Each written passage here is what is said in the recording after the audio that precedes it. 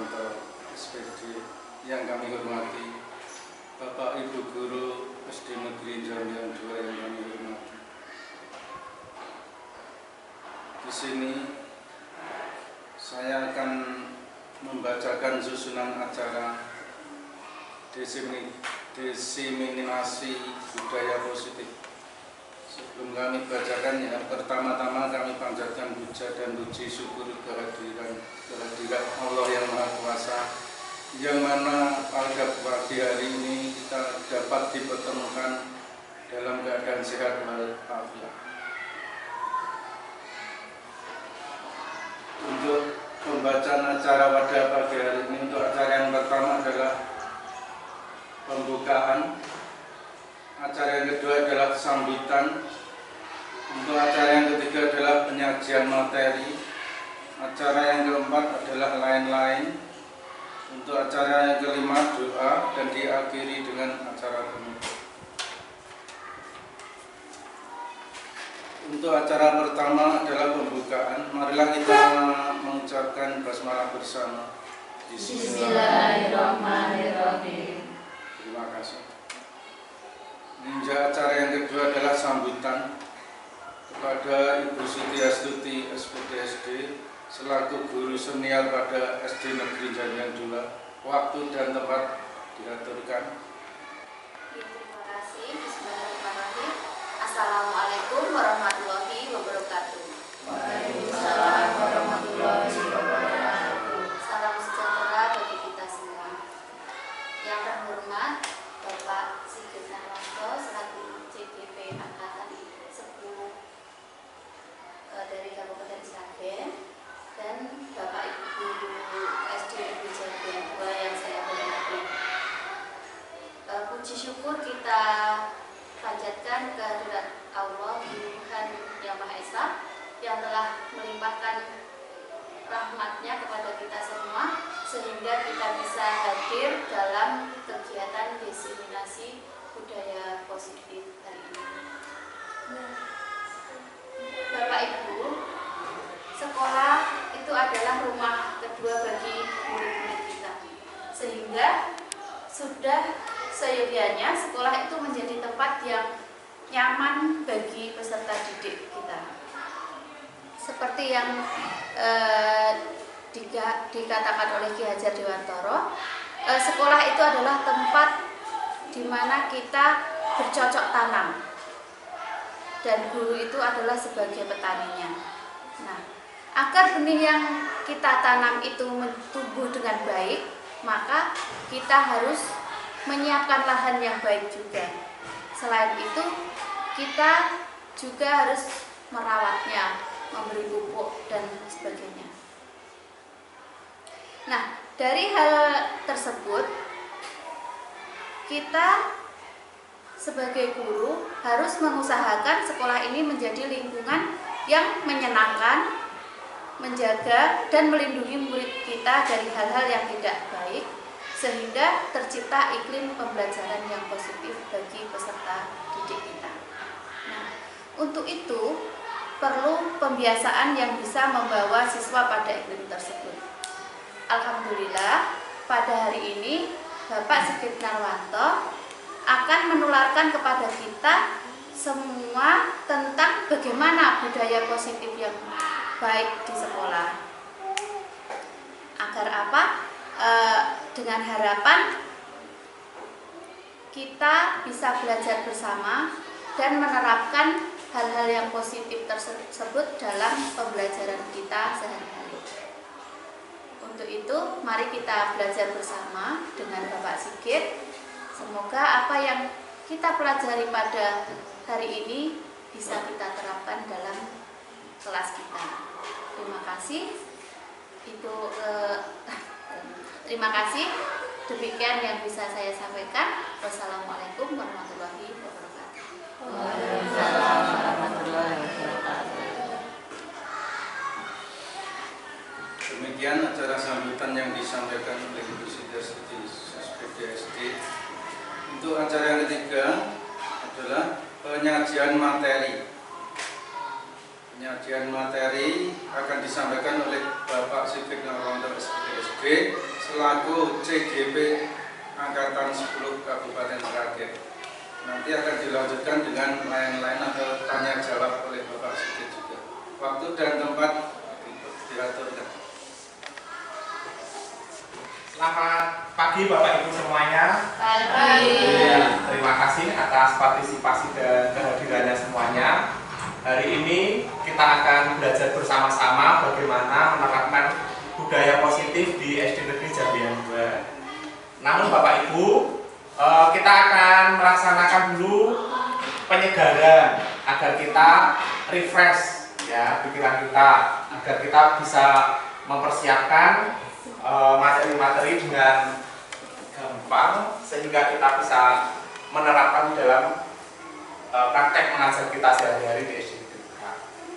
Baik Bapak Ibu, di sini saya punya sedikit permainan ya. Tugas Bapak Ibu nanti mencari melihat gambar dulu, mengamati, kemudian cari 6 perbedaan. Ada 2 gambar yang sama persis, tetapi itu berbeda. Tugas Bapak Ibu cepat menemukan perbedaan selama 60 detik. Oke. Mari kita amati dulu. Dan selama mengamati ini waktu sudah berjalan. Mari kita amati. Bagi Bapak Ibu yang sudah menemukan perbedaan tulisan. Ini ya. Hidung, awan, celana, saku ini. Ekor kucing. Awan sudah. Ini oh ya ini. Kurang satu Bapak Ibu. Ini. Nah, berarti kita sampai 22 detik. Oke Bapak Ibu, ternyata Bapak Ibu sudah menemukan gambar tersebut. Kita selesaikan. Ada ekor kucing, tulisan, baju.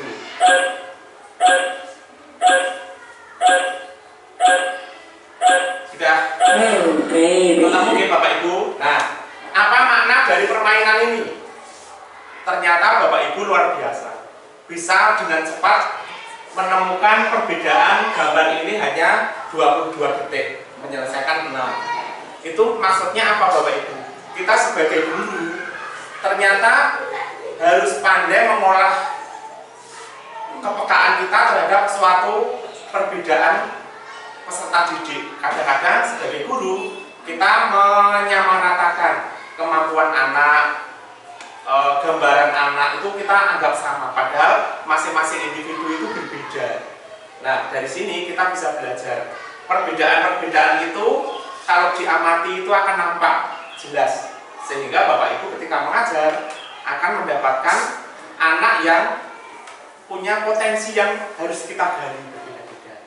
Demikian Bapak Ibu hebat, kita tepuk tangan, beri aplaus semangatnya yang luar biasa.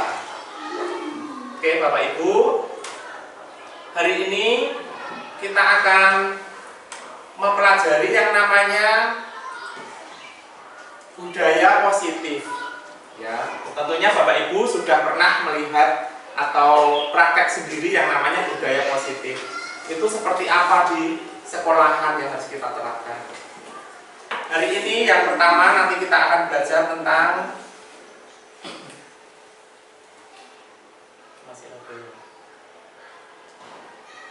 perubahan paradigma belajar, disiplin positif, nilai-nilai kebajikan, kebutuhan dasar manusia, motivasi perilaku manusia, posisi kontrol guru, keyakinan kelas, dan segitiga restitusi. Bapak Ibu semuanya, mungkin itu semuanya hal baru bagi kita. Selama ini kita mengajar dengan suasana seperti zaman dulu ketika kita masih duduk di sekolahan, terutama di SD. Kita menerima apa yang diajarkan dulu, otomatis Bapak Ibu saya percaya masih menggunakan konsep lama. Bapak Ibu guru ketika dulu mengajar, kita praktekkan, padahal itu sudah tidak relevan.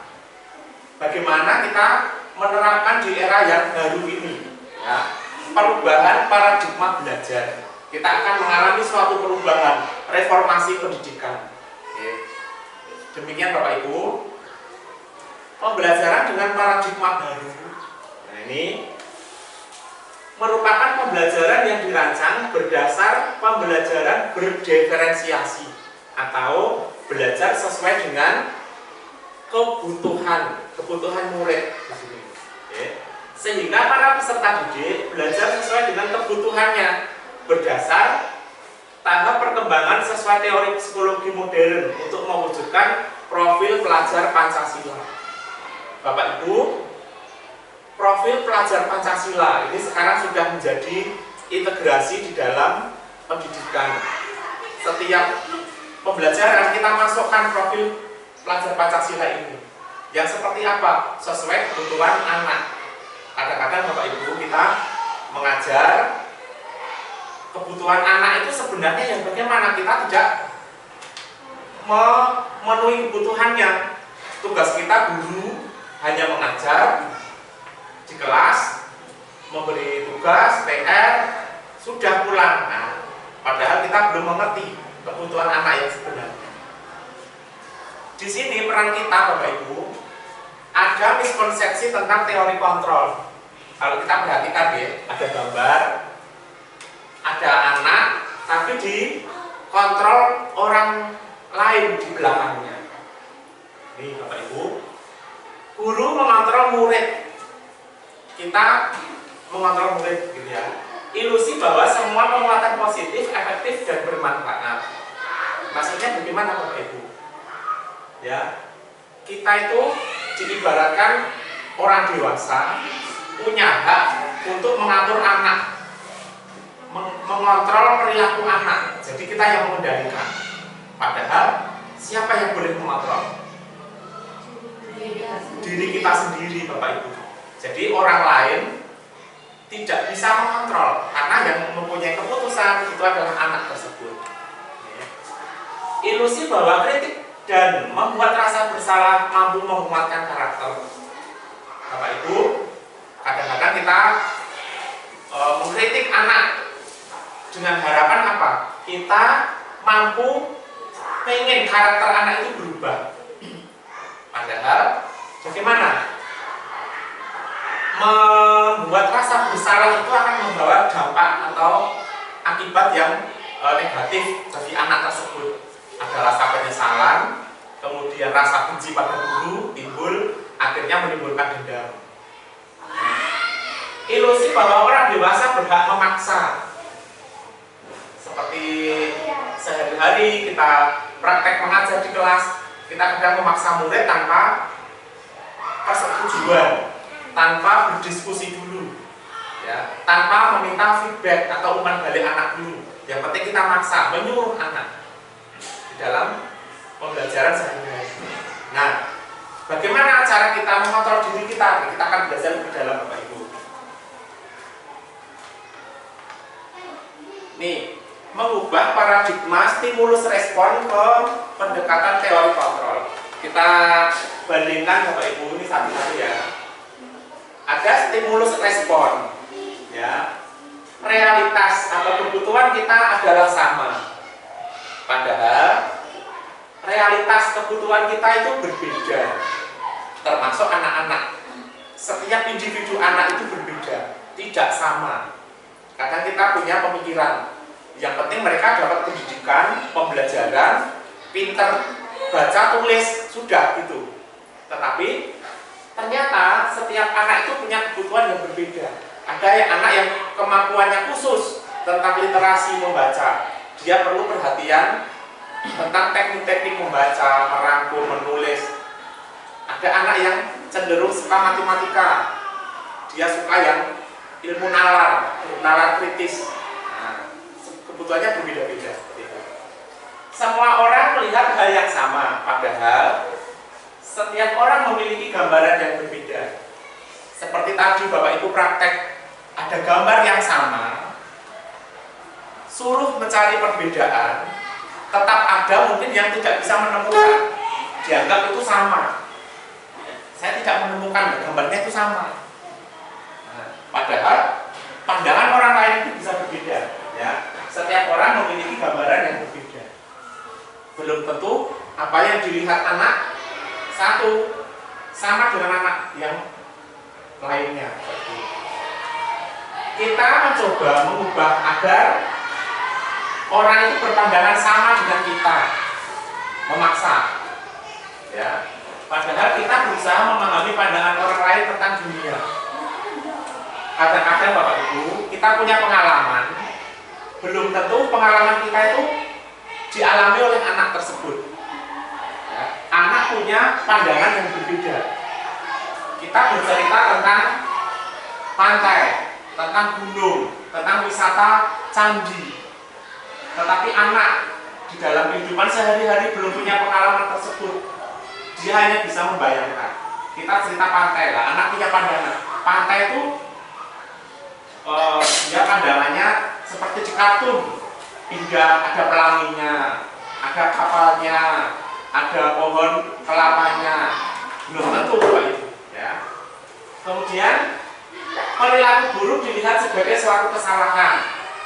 Ya. Semua perilaku memiliki tujuan. Kadang-kadang Bapak Ibu, anak yang berperilaku di luar kendali kita itu kita anggap sebagai yang buruk, gitu ya. Salah, kita menjudge anak, ya. Kamu itu salah. Padahal semua perilaku itu pasti punya tujuan. Ada anak contohnya seperti ini Bapak Ibu. Dia suka merebut jajan teman yang lain. Jika dari gurunya tidak mempan. Ya, suka kalau ada anak teman yang lain itu jajan, dia merebut. Terus kita kadang-kadang kamu itu salah, nggak boleh. Jangan merebut jajan teman. Hanya menyalahkan. Tetapi bagaimana? Dia punya tujuan. Apa tujuannya? Nanti kita akan pelajari tentang apa itu 5 kebutuhan dasar manusia. Ya, pasti ada tujuan. Tujuannya mungkin dia iseng, merasa puas kalau sudah mengganggu teman. Ada alasan lain, mungkin dia memang tidak punya uang jajan sehingga merebut jajan temannya, atau mungkin pengen kekuasaan. Kalau sudah menguasai teman dia nangis, saya itu puas, gitu ya, ada rasa kepuasan dan lain sebagainya. Dia orang lain bisa mengontrol saya, padahal hanya Anda yang bisa mengontrol diri saya sendiri. Bapak Ibu, ketika ada anak-anak melakukan suatu perbuatan, dia didasari dari dalam dirinya sendiri, tidak bisa dikendalikan orang lain. Dia yang memutuskan, dia yang membuat keputusan tersebut untuk dilakukan atau tidak. Ya. Saya bisa mengontrol orang lain tidak bisa mengontrol Anda, tidak bisa mengontrol orang lain, gitu ya. Pemaksaan ada pada saat rujukan gagal. Bapak Ibu, saat kita memaksa anak untuk membuat sesuai dengan perbuatan kita, ya, itu kalau gagal, ya, biasanya kita bujuk, ya, diiming-imingi. Misalnya ada anak yang suka nakal di kelas, kita membujuk agar sesuai dengan keyakinan kita. Nanti kamu tak kasih hadiah, nanti kamu tak kasih uang, nanti kamu tak kasih jajan, gitu ya. Itu praktek sehari-hari kita tanpa kita sadari seperti itu Bapak Ibu. Kemudian kolaborasi dan konsensus menciptakan pilihan-pilihan baru. Nah, ini tugas kita Bapak Ibu. Ada yang perlu menyadarkan anak untuk sadar dari dalam diri. Ya, misalnya ada anak tidak suka piket kelas, kita iming-imingi, nanti kalau kamu nyapu saya kasih nilai yang tinggi. Kemudian anak nyapu, tapi apa motivasinya Bapak Ibu? Pengen Ya, tinggi. betul sekali. Hanya karena pengen dipuji, pengen dapat iya, ada rewardnya seperti itu, bukan dari dalam dirinya sendiri, gitu ya. Kemudian model berpikir menang atau kalah itu realita teori kontrolnya. Model berpikir menang tenang. Nah, ada menang ada kalah, kita ubah menang dan menang. positif dan positif. Itu ya Bapak Ibu. Jadi pelan-pelan kita akan mengubah paradigma belajar kita terhadap anak. Oke. Kita lanjutkan. Kita masuk ke disiplin positif Bapak Ibu. Dari sini mungkin Bapak Ibu pernah belajar ya tentang disiplin itu apa, makna disiplin itu ya. Disiplin berasal dari bahasa Latin ya, yang artinya adalah disiplina, artinya belajar. Disiplin mengenai pada disiplin dari yang memiliki tanggung jawab terhadap apa yang dilakukannya berdasar nilai yang dicapai.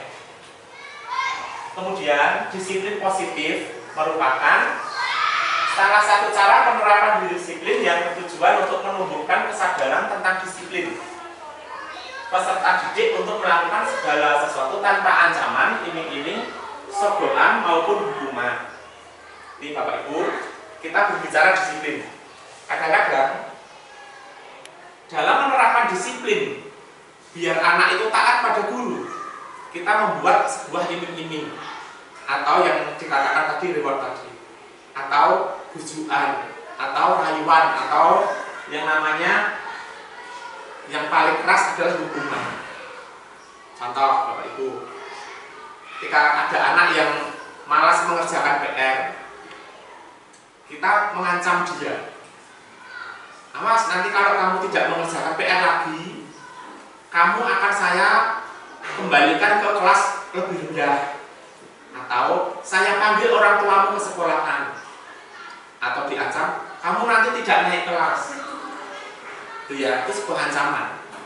Mengakibatkan apa? Anak merasa terintimidasi, padahal dia kan nggak mampu untuk mengerjakan itu. Kebutuhannya apa nanti kita pelajari. Mungkin latar belakangnya di rumah dia tidak diperhatikan orang tua, dia memang kebutuhan khusus yang kurang ya, minatnya bukan untuk belajar. Sebagai pendidik, tujuan kita adalah menunjukkan peserta didik yang memiliki disiplin diri, sehingga mereka berperilaku mengacu pada nilai-nilai kebajikan universal dan memiliki motivasi intrinsik dalam perubahan perilaku ke arah yang lebih baik. Ini Bapak Ibu, kita menuntut anak untuk berperilaku disiplin tanpa melihat kebutuhan. Di sini kita harus menyadarkan anak untuk disiplin dari intrinsik. Intrinsik berarti dari dalam diri. Nah, ini proses ya Bapak Ibu. Ketika anak di dalam berperilaku untuk disiplin, itu lebih baik sadar dari dalam diri kita sendiri, dari anak sendiri. Bagaimana cara menyadarkan? Nanti kita akan pelajari di kebajikan-kebajikan universal. Oke. Nanti kita lanjut Bapak Ibu. Ada nilai-nilai kebajikan. Apa nilai kebajikan yang harus kita tanamkan pada murid? Bapak Ibu mungkin bisa memberi contoh nilai-nilai kebajikan yang harus kita budayakan di sekolahan. Mungkin apa? Gotong royong bisa, yang bisa P5 itu bisa gotong royong, kemudian bernalar, kritis, apalagi Bapak Ibu, mandiri, kemudian apalagi kreatif, kemudian berkebinekaan global. Nah, itu kebajikan-kebajikan yang kita tanamkan pada anak-anak. Nah, di sini ya Bapak Ibu, ada P5, profil pelajar Pancasila. Ini yang utama, ya. Beriman dan bertakwa kepada Tuhan yang Maha Mulia, berkebinekaan global, gotong royong, mandiri, kreatif, bernalar, kritis. Itu yang setiap kita tanamkan P5-nya itu. Ya. Ada IBO, ya, IBO, Primary Years Program atau PYP. Ya. Ada toleransi, rasa hormat, integritas, mandiri, menghargai, antusias, empati, keingintahuan, kreativitas, kerjasama, percaya diri, dan komitmen. Kemudian ada keterampilan hidup atau life skill. Oke. Dapat dipercaya, tulus hati, tidak merendahkan orang lain, memberikan nilai terbaik dari diri. Itulah nilai-nilai kebajikan yang kita masukkan di dalam setiap pembelajaran kita. Mungkin ada contoh kegiatan gotong royong yang bisa kita terapkan di pembelajaran apa ya? Kira-kira perbuatan apa ya Bapak Ibu? Diskusi kelompok bisa. Apalagi gotong royong ketika sedang kerja bakti itu bisa, atau membuat karya bisa. Kalau ini Bapak Ibu yang mandiri itu contohnya bagaimana Bapak Ibu? Anak bisa melakukan kegiatan secara mandiri sendiri tanpa keterlibatan guru secara langsung. Guru di sini posisinya hanya sebagai pengontrol kegiatan, bukan pengontrol pribadi dia, tetapi kegiatannya. Nah, Bapak Ibu, saya kira kebajikan universal ini bisa kita kembangkan yang lebih banyak, yang tidak bisa ditulis semuanya, ini banyak banget. Bapak Ibu, saya tadi pernah mengatakan ada kebajikan kebutuhan dasar manusia. Mari kita gali. Sebenarnya kebutuhan manusia itu ada apa saja? Ada berapa? Kalau zaman dulu kita belajar 5 kebutuhan dasar manusia itu apa toh? Ada sandang, papan, pangan, apalagi Bapak Ibu? Banyak ya. Itu secara globalnya umum. Tapi kalau kita di sini menerapkan paradigma belajar yang baru sesuai dengan profil pelajar Pancasila tadi, ada kebutuhan-kebutuhan yang dasarnya anak untuk melakukan kegiatan tersebut. Mari kita pelajari ya. Kebutuhan dasar manusia adalah segala sesuatu yang kita lakukan untuk mendapatkan apa yang kita inginkan. Oke. Seluruh tindakan yang kita lakukan memiliki tujuan tertentu. Dan semua usaha terbaik yang kita lakukan adalah dalam rangka agar kebutuhan dasar kita terpenuhi dengan baik. Bapak Ibu,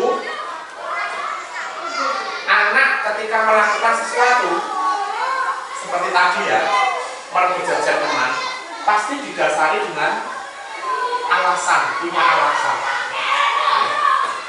Mungkin lapar, berarti masuk kebutuhan apa Bapak Ibu? Nah ini kita akan 5 kebutuhan dasar manusianya ini. Ada 1, untuk bertahan hidup, itu mutlak. Semua makhluk pasti ingin bertahan hidup. Kemudian ada keselamatan, keamanan, kesehatan, rumah, dan makanan. Itu masuk bertahan hidup. Kemudian kebutuhan yang kedua yaitu kasih sayang dan diterima. Semua orang ingin eksistensi diri untuk diterima orang lain. Ya. Rasa diterima dan dipedulikan. Kebutuhan yang ketiga, penguasaan, ada harga diri, memimpin, berprestasi dan terampil. Itu pengembangannya nanti. Setelah kebutuhan yang nomor 1, 2 dipenuhi, nanti dia berkembang. Saya itu pengen harga diri. Ya. Yang keempat, kebebasan. Ada mandiri, mencoba hal baru, mampu mengendalikan diri. Yang terakhir adalah kebutuhan untuk kesenangan. Ini paling akhir, tapi ya harus mutlak dipenuhi. Kalau ada salah satu 5 ini kurang, berarti hidupnya belum sempurna. Ya. Kesenangan meliputi apa? Bermain, hiburan, kegembiraan, tawa, belajar. Bapak Ibu, saya masih mengambil contoh ketika anak merebut makanan tadi. Ketika dia ditanya alasan gurunya, kenapa kamu merebut makanan temanmu? Dia punya alasan. Dia jawabnya begini, saya di rumah tidak makan, kemudian saya lapar, kemudian karena apa? Saya takut sakit. Nah, kira-kira Bapak Ibu, kebutuhan apa yang dia penuhi tadi? apa Bu? Bertahan hidup yang ini ya, makanan, kesehatan juga bisa masuk ya, karena tadi alasannya dia takut sakit tadi. Nah, berarti jangan sampai Bapak Ibu hanya menyalahkan anak, jangan merebut, padahal dia sedang pengen memenuhi kebutuhan hidupnya. Kalau dia tadi menjawab Bapak Ibu, jawabannya ini. Nih, saya pengen hati saya seneng, pengen dia itu ditertawakan, terus saya tuh pengen apa ya, mengerjai dia. Nah, aku senang bangga kalau dia tak kerjai, gitu ya. Kebutuhan bagaimana yang dipenuhi Bapak Ibu? Kesenangan, betul. Merasa senang kalau sudah jahili temannya.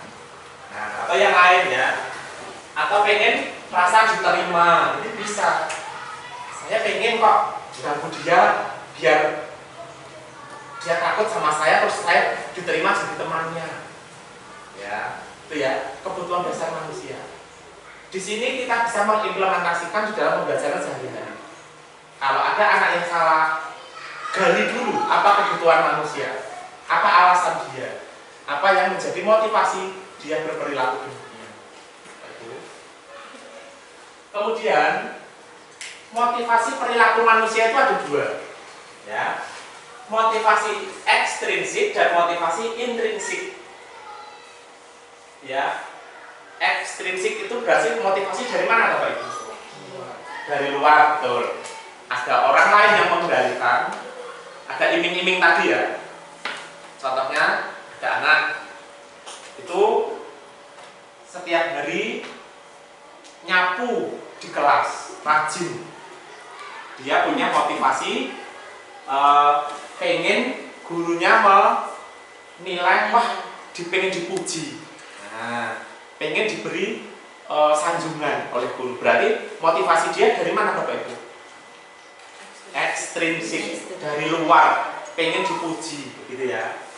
Untuk menghindari ketidaknyamanan atau hukuman bisa, yaitu untuk mendapatkan imbalan atau penghargaan dari orang lain. Bisa saja Bapak Ibu ekstrinsik itu dari tekanan dari guru. Saya kalau tidak nyapu kelas nanti akan dimarahi guru, makanya saya nyapu kelas. Berarti dia punya melakukan kegiatan hanya dari luar. Motivasinya ada guru yang memarahi tadi, hukum, ya. Sedangkan untuk motivasi intrinsik dari dalam anak, ya, yang muncul untuk menjadi orang yang mereka inginkan dan menghargai diri sendiri dengan nilai yang mereka percaya. Apa nilai yang mereka percaya? Saya nyapu, ada nilai kesehatan, ada nilai kebersihan, ada nilai keindahan, kerapian. Berarti timbul dari dalam diri. Nah, tugas Bapak Ibu nanti bagaimana anak bisa menimbulkan dari dalam, gitu ya. Mungkin ada pertanyaan pemantiknya untuk anak.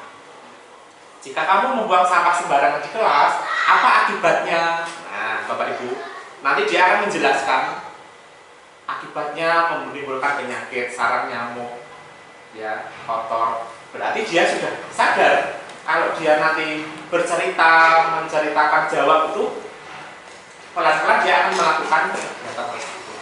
Itulah ya motivasi dari dalam dan luar. Sekarang ini Bapak Ibu, ini ada beberapa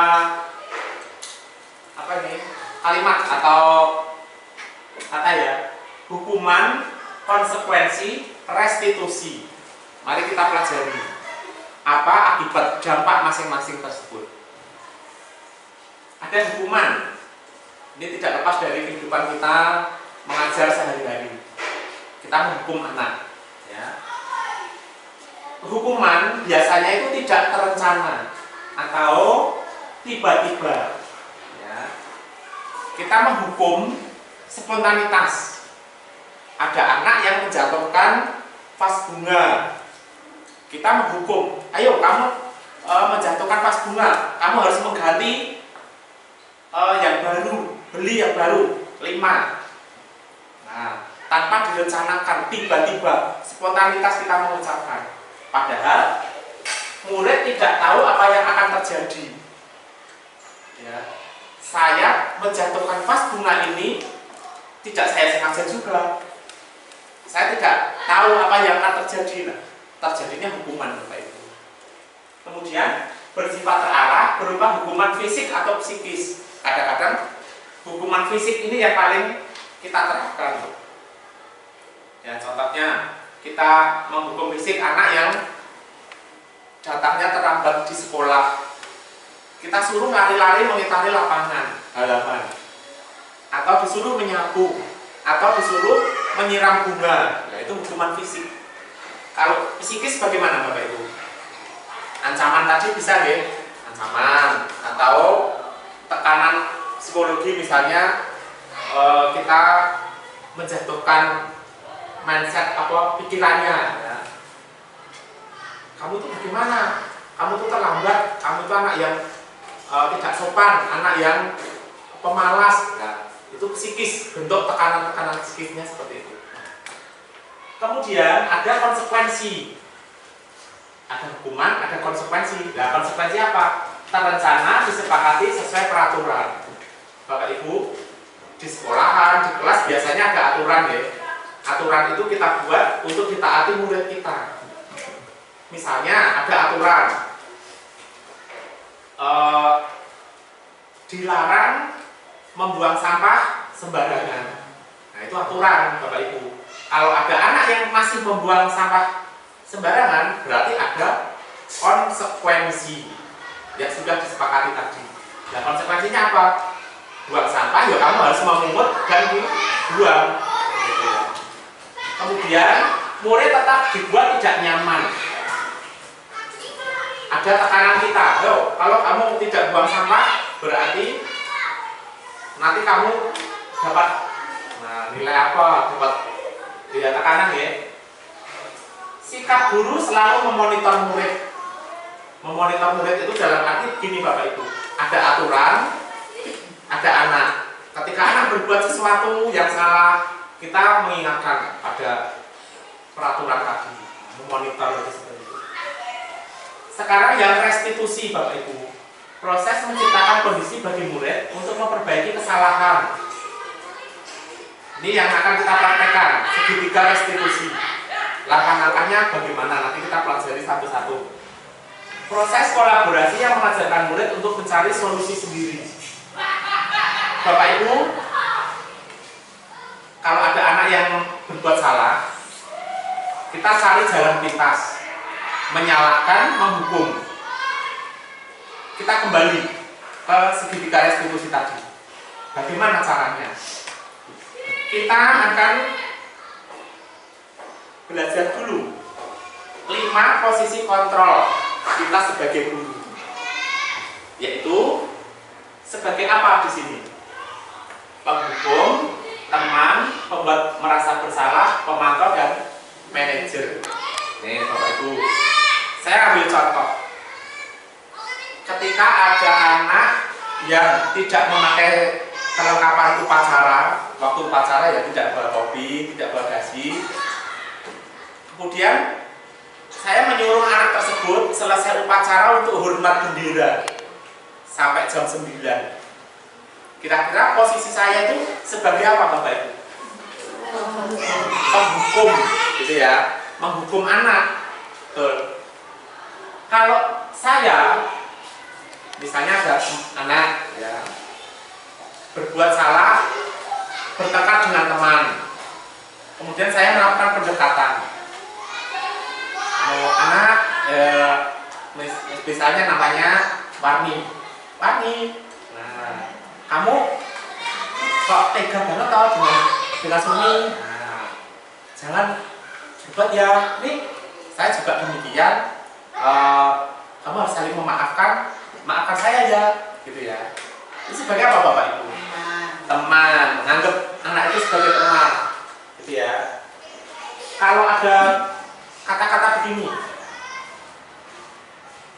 kamu itu ya sudah dibilangi Bapak Ibu guru, jangan mengulangi lagi. Bapak Ibu guru kan sedih, kamu berbuat demikian. Bapak Ibu guru merasa prihatin. Itu membuat bagaimana Bapak Ibu posisinya? Merasa bersalah. Anak diajak dari hati ke hati sehingga dia timbul, oh iya ternyata saya salah gitu ya. Kemudian pemantau dan manajer. Pemantau biasanya mengingatkan anak tersebut untuk perilaku yang kamu salah tadi apa gitu. Nih ada salahnya. Kemudian ada manajer. Manajer itu lebih konkret Bapak Ibu. Ketika ada anak yang salah, kita mengingatkan, ini loh peraturannya ini, kemudian kamu harus melakukannya seperti ini. Solusi, memberi solusi ya. Menunjukkan, mengarahkan anak untuk menemukan kesalahannya sendiri. Kamu tadi kan bersalah, melanggar aturan ini, coba kamu nanti membenahi kesalahanmu ya. Mengajak anak untuk memperbaiki kesalahan ya, sebagai manajer seperti itu Bapak Ibu. Sekarang contoh penerapan 5 posisi kontrol guru. Nah ini kalau sebagai penghukum, hormat pada bendera selama 1 jam ya. Kalau merasa bersalah, berapa kali Bapak Ibu harus memberitahu kamu sehingga kamu mengecewakan Bapak Ibu guru ya. Kemudian siswa tidak memakai atribut saat upacara bendera. Nah, kalau sebagai teman tadi ya saya cerita, ayo dong ikuti peraturan sekolah ini. Bahasanya bahasa teman. Kalau pemantau, kamu sudah melanggar peraturan ini, jelaskan. Ya, setelah upacara kamu beli atributnya. Ada pengarahan, gitu ya. Sekarang yang terakhir, sebagai manajer bagaimana Bapak Ibu? Kamu tahu kesalahanmu. Dia cerita, anak cerita. Kira-kira bagaimana kamu memperbaiki kesalahanmu? Mengarahkan untuk menemukan kesalahan. Ini Bapak Ibu kita akan praktek. Mohon diisi ya, cukup. Posisi kontrol apakah aku ketika menemukan kamu tidak pernah benar melakukannya? Menunjukkan kesalahan anak. Kamu tuh tidak pernah melakukannya benar. Jadi bagaimana Bapak Ibu? Penghukum bisa, penghukum ya. Karena apa? Penghukum kan tadi ada 2, fisik dan psikis tadi. Jadi menjustis anak gitu, merasa dirinya langsung terhukum gitu ya. Jadi ini penghukum ya. Kemudian yang berikutnya, kamu tidak pernah mendapatkan nilai jika tidak mengerjakan tugas. Nah ini ada konsekuensinya. Berarti sebagai apa? Sebagai apa Bapak Ibu? Tidak mendapat nilai. Kamu itu tidak akan mendapat nilai jika tidak mengerjakan sesuatu. Berarti sebagai pemantau bisa, memantau anak. Kemudian masih banyak ya Bapak Ibu posisi-posisi kontrol kita, ya, penghukum, manajer, gitu ya. Kemudian kita masuk ke keyakinan kelas. Bapak Ibu di era pendidikan yang sekarang kita akan belajar tentang keyakinan kelas. Kalau saya tadi mencontohkan ada aturan kelas, ada aturan sekolahan. Kalau yang sekarang bagaimana untuk menjadi sebuah budaya positif? Nah, kita akan belajar budaya positif. Aturan dengan budaya positif keyakinan kelas itu kita akan belajar perbedaannya apa. Jadi, Bapak Ibu, keyakinan akan lebih memotivasi seseorang dalam diri atau memotivasi secara intrinsik, yakin gitu ya. Seorang akan lebih tergerak dan bersemangat untuk menjalankan keyakinannya daripada hanya sekedar mengikuti serangkaian peraturan yang mengatur mereka harus berlaku begini begitu, yang membuat ketidaknyamanan dan keterpaksaan.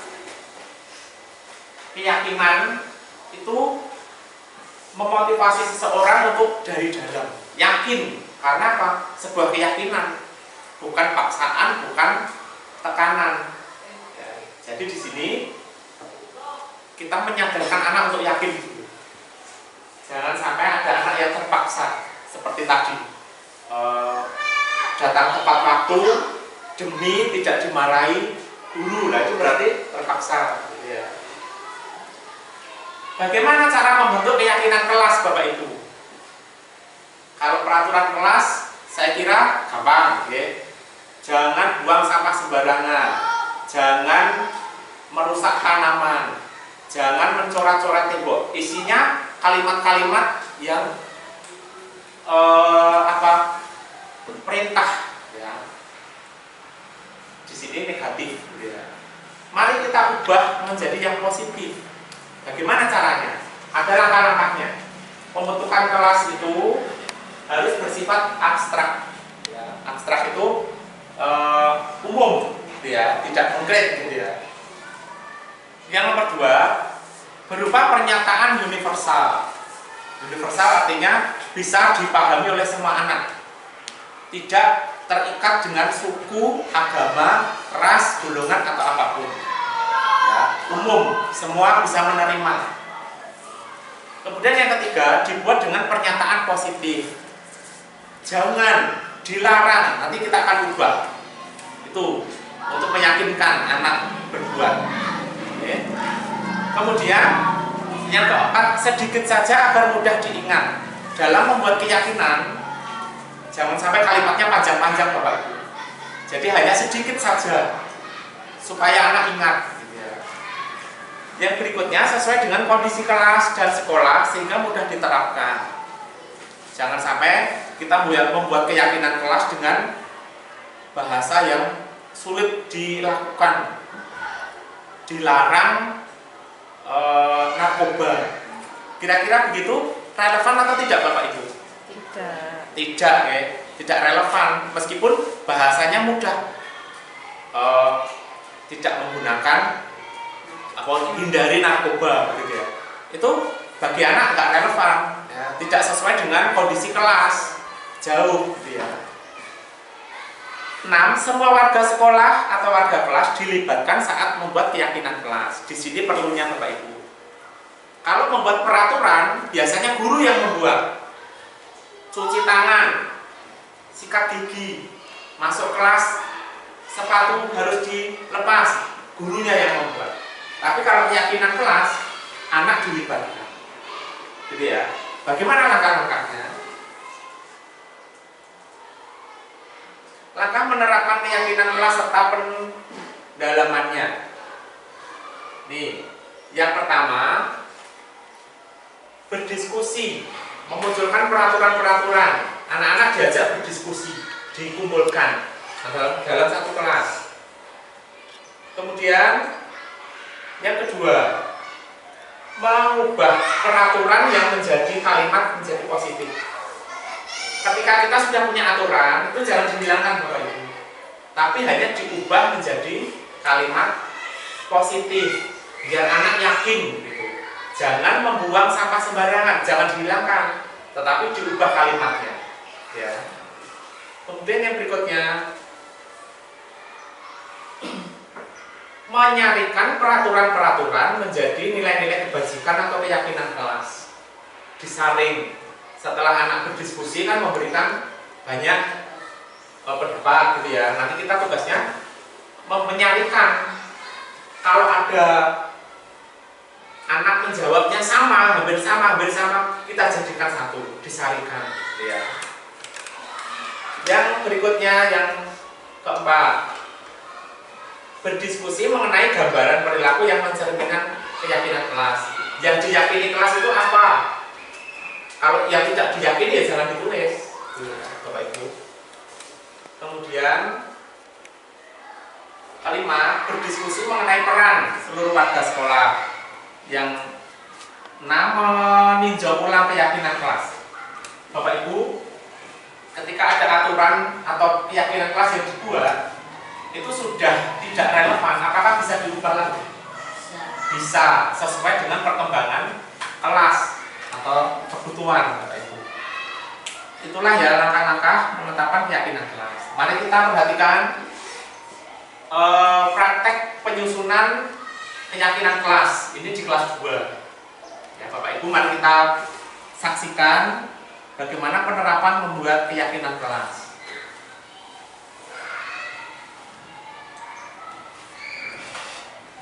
Selamat pagi anak-anak semuanya.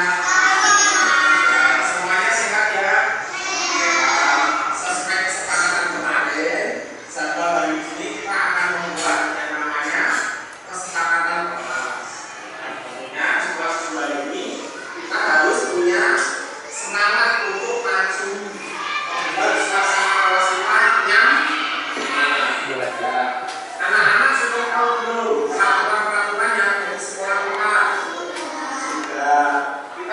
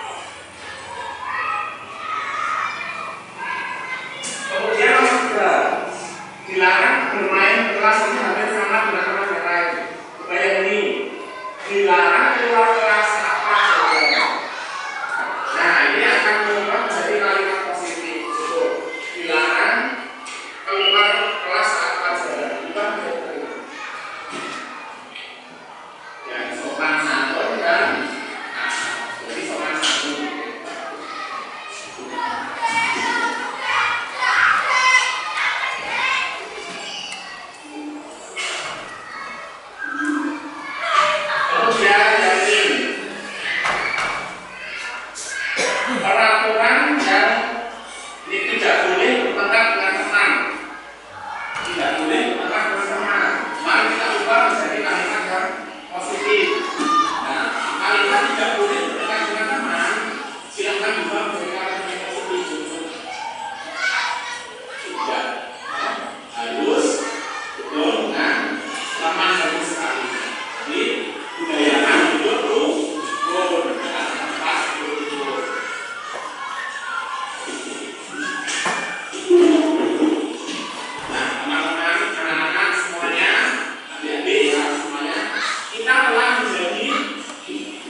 Membuat kesepakatan kelas.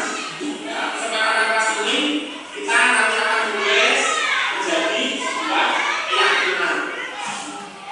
Sudah siap melaksanakan ini? Siap. Nanti kita bersama-sama melakukan yang namanya kesepakatan loh. Semuanya bagus. Harus diingat. Ya, kita jadikan kelas 2 menjadi kelas yang baik, bagus. Ya, anak-anak gimana pembahasan keyakinan kelas 2? Semoga kalian ingat semuanya. Oke, saya ucapkan terima kasih. Nanti kita evaluasi kalau ada yang perlu dicoba. Senang anak-anak? Senang. Terima kasih. Nah, demikian Bapak Ibu, itu tahapan-tahapan contoh video pembuatan keyakinan kelas. Saya kira Bapak Ibu nanti ketika praktek di kelas bisa menemukan keyakinan-keyakinan yang lebih bervariasi begitu ya. Sekarang Bapak Ibu, kita akan ke segitiga restitusi. Bagaimana cara membuat segitiga restitusi? Bapak Ibu, kita akan mulai segitiga restitusi ya. Suatu proses dialog yang dimainkan atau dijalankan oleh guru agar dapat menghasilkan murid yang mandiri dan bertanggung jawab. Seperti yang saya katakan dari awal, bagaimana cara kita agar anak itu sadar dari intrinsik dari dalam diri. Ya. Ketika ada anak melakukan suatu kesalahan, kita punya segitiga restitusi. Ya.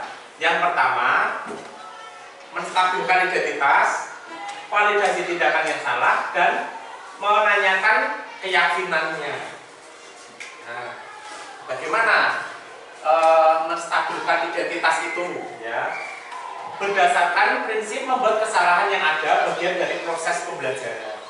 Kita bisa memberikan pernyataan pemantik kepada anak. Ya, berbuat salah itu tidak apa-apa, diajak. Ya. Karena apa? Saya pernah, Bapak Guru, kita itu juga manusia yang tidak sempurna. Menyadarkan anak dulu, gitu. Namanya menstabilkan identitas. Ya. Saya juga pernah kok melakukan hal yang salah seperti kamu. Nah, itu akan membuat anak yakin. Ya. Bapak Ibu guru tidak tertarik mencari siapa yang salah di sini, tetapi mencari solusi permasalahan di sini. Ya, tidak menyalahkan kamu. Apakah kamu sedang menjadi teman yang baik? Nah, nanti anak akan mencurahkan isi hatinya. Jadi ya, identitasnya distabilkan dulu. Kemudian ada validasi tindakan yang salah. Kita menuju ke kesalahannya tadi. Ya. Berdasarkan prinsip setiap perilakunya berupaya memenuhi suatu kebutuhan tertentu. Bapak Ibu, saya tadi mengatakan dasar anak melakukan sesuatu pasti punya motivasinya. Perilaku manusia pengen memenuhi kebutuhan apa? Nah, kita bertanya, kamu pasti punya alasan mengapa kamu melakukan hal yang demikian. Nah, padahal kamu bisa melakukan yang lebih buruk dari ini ya. Ya, kamu patut bangga pada dirimu sendiri karena kamu telah melindungi sesuatu yang penting buatmu. Kamu boleh mempertahankan sikap itu, tapi kamu harus menambahkan sikap yang baru. Menggali lebih dalam alasan-alasan. Kalau tadi kesalahannya pengen eksistensi diri, pengen dihargai, nah, nanti dia akan cerita. Setelah itu Bapak Ibu, ada yang namanya menanyakan keyakinan. Ya. kita ajak anak untuk mereview keyakinan yang sudah dibuat, ya. Berdasarkan prinsip teori kontrol bahwa pada dasarnya kita termotivasi secara intrinsik dari dalam tadi. Nah, dengan pertanyaan, apa keyakinan kelas kita? Apa keyakinan kelas kamu? Nah, anak-anak diajak mengingat-ingat. Kalau dia tidak ingat, kita membantu untuk mengingatkan. Bukankah kita sudah buat keyakinan kelas seperti ini? Ya. Nilai apa yang kamu sepakati bersama? Dan nilainya apa? Coba diingat, kamu tadi melanggar ini. Ya. Seperti apa gambaran sebuah kelas yang ideal menurutmu? Kalau kamu pengen kelas kita itu ideal yang baik, seperti apa? Coba diceritakan. Kamu ingin menjadi seorang yang seperti apa? Nah, untuk lebih jelasnya kita saksikan tampilan video ini ya tentang keyakinan kelas. Kita akan melihat satu peristiwa ya tentang pembuatan diskusi.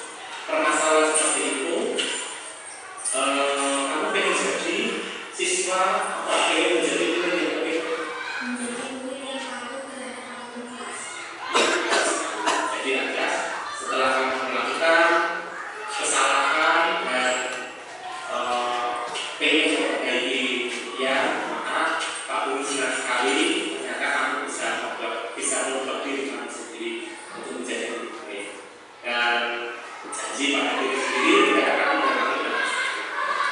Jadi ya terima kasih.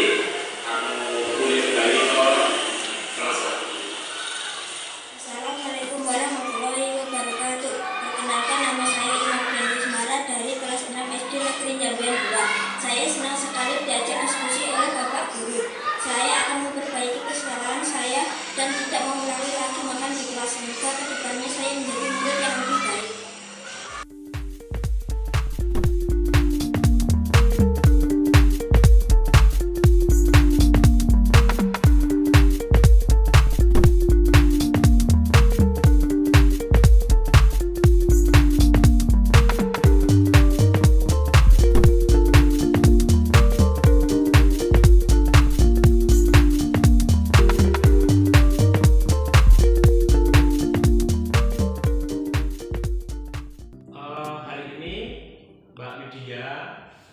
Saya panggil ke kantor Pak Guru ini. Mungkin sudah tahu apa yang dialami oleh Mbak Widya. Sudah tahu ya? Ya.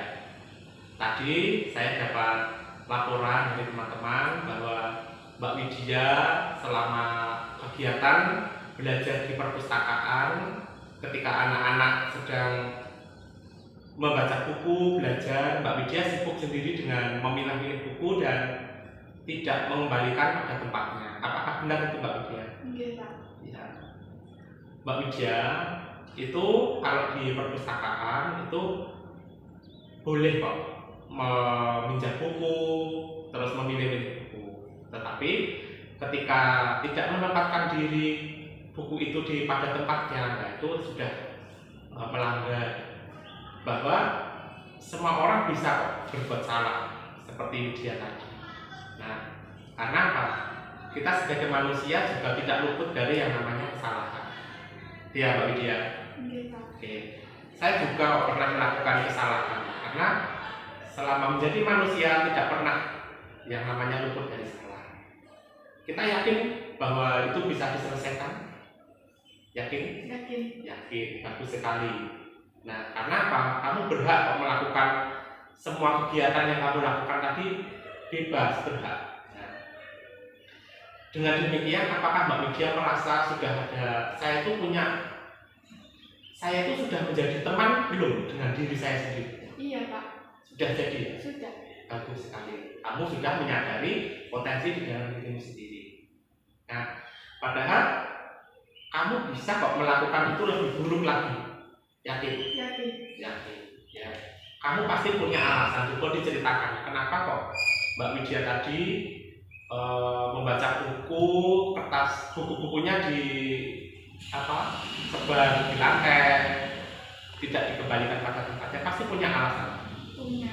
Punya alasan. Ya, coba dijelaskan alasannya.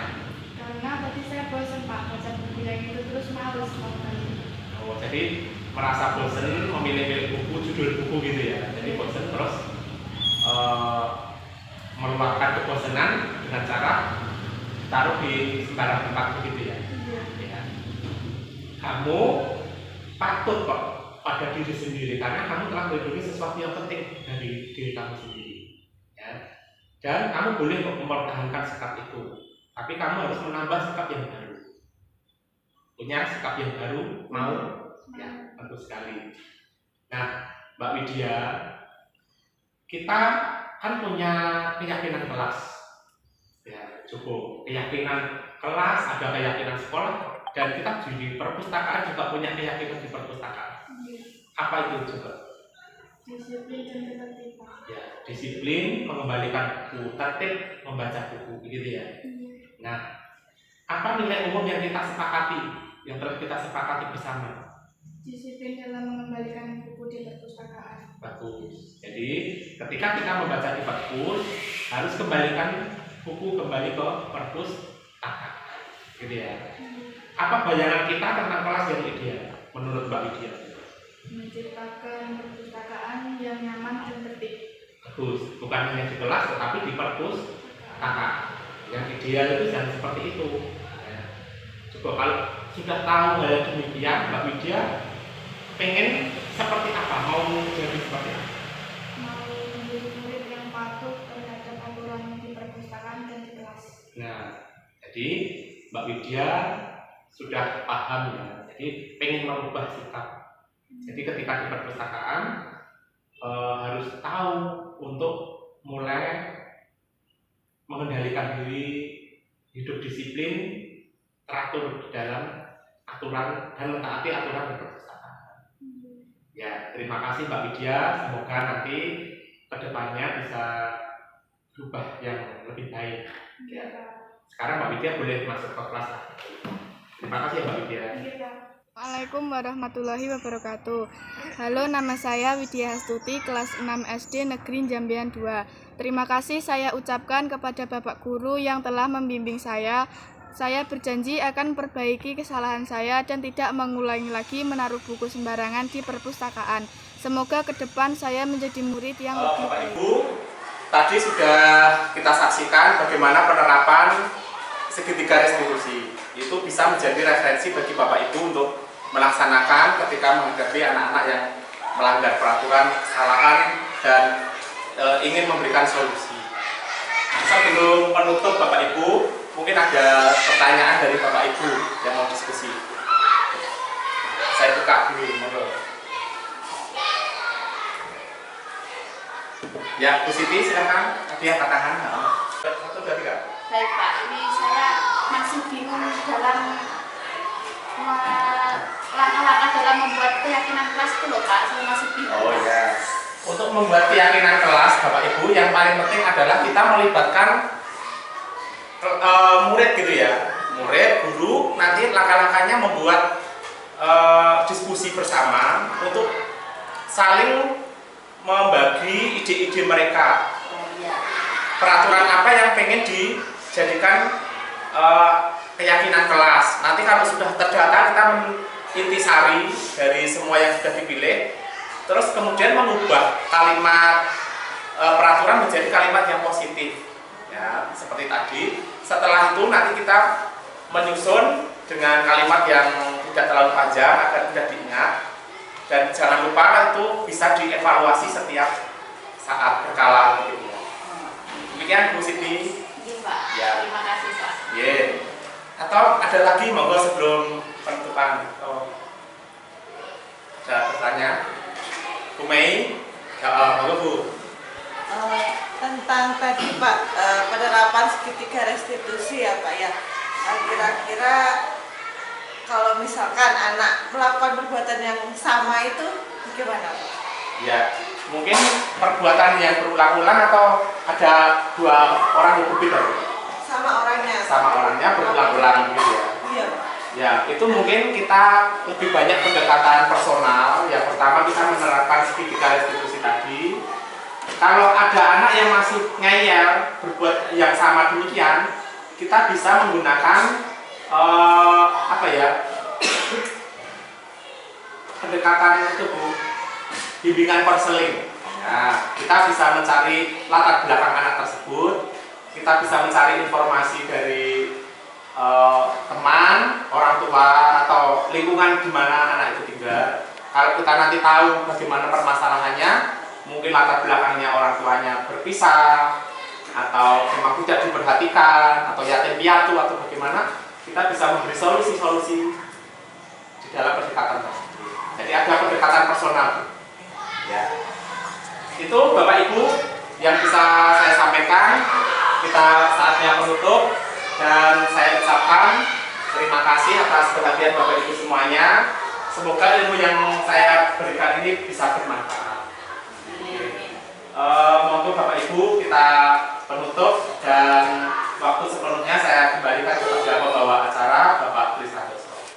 Tadi adalah penyampaian atau penyajian materi dari Bapak Sigit Marwanto SPPSD selaku CGP Angkatan 10 tahun 2024. Kemudian untuk acara berikutnya adalah doa. Doa akan disampaikan oleh Ibu Mei SPD, waktu dan tempat diaturkan. A'udzubillahi minasyaitonirrajim. Bismillahirrahmanirrahim.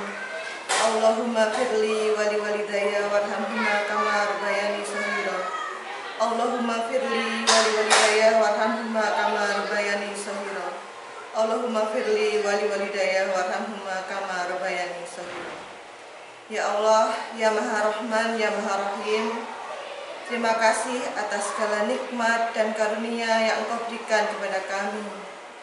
Ya Allah, ya Rabb, bantu kami, bimbing kami dalam mendidik peserta didik kami, agar mereka menjadi anak didik yang berguna, yang selamat, dan selalu bahagia, baik di dunia maupun di akhirat.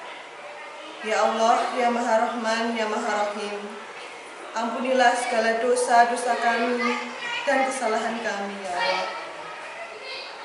Rabbana atina fid dunya hasanah wa fil akhirati hasanah wa qina adzabannar.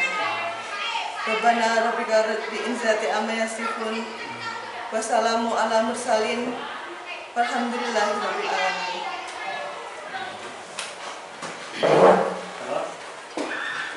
Demikian acara doa yang disampaikan Ibu Mai Andriana SPD. Acara demi acara sudah kita lewati. Kemudian untuk acara yang terakhir adalah penutup. Untuk acara penutup maka kita mengucapkan hamdalah bersama. Alhamdulillah.